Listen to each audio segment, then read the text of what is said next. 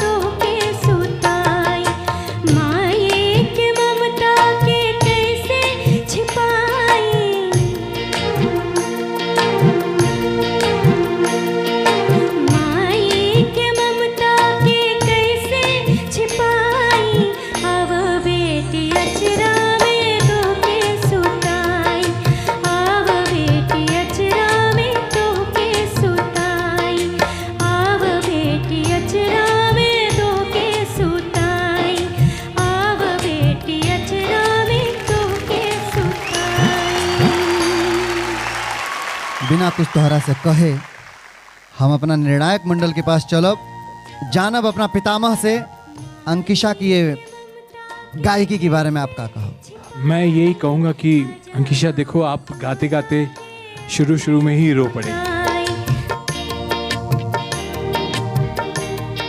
माँ और बेटी के बारे में ये गाना है, करेक्ट जी। और आपके इमोशंस अचानक इतने जाग गए कि आपके आंसू आ गए।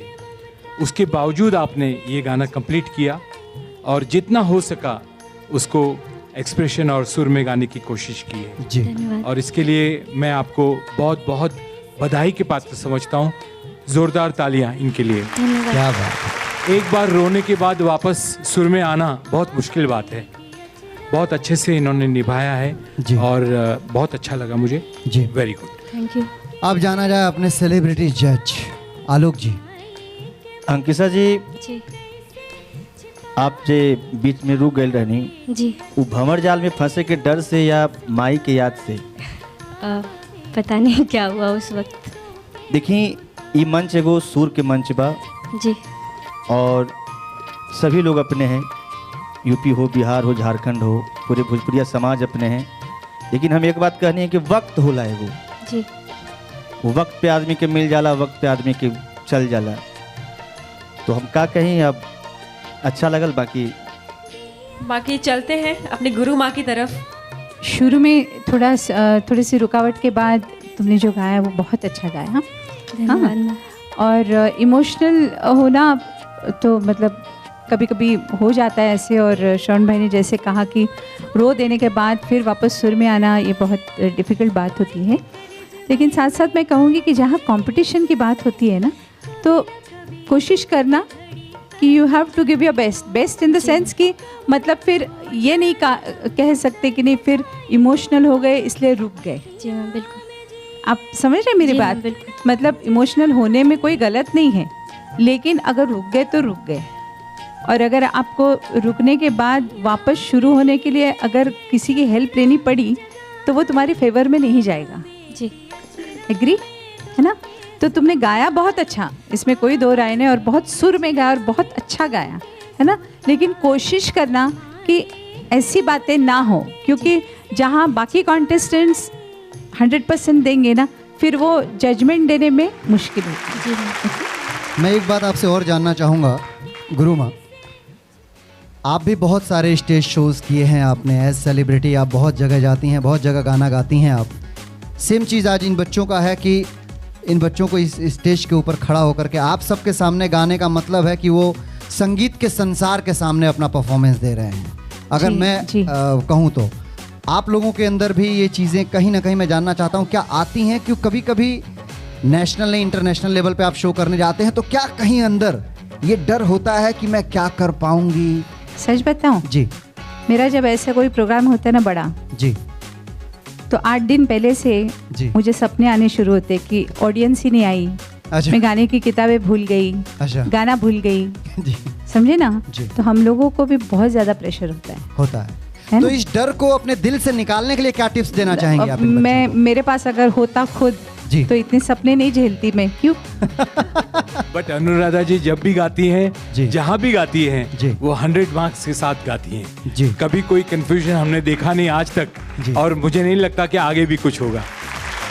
आपको एक बात बता दूं, जी। जब तक आप सीख रहे हैं तब तक आप शिष्य रहिए, लेकिन जब आप परफॉर्म करने जाते हैं आप गुरु बन जाइए प्लीज। क्या बात है।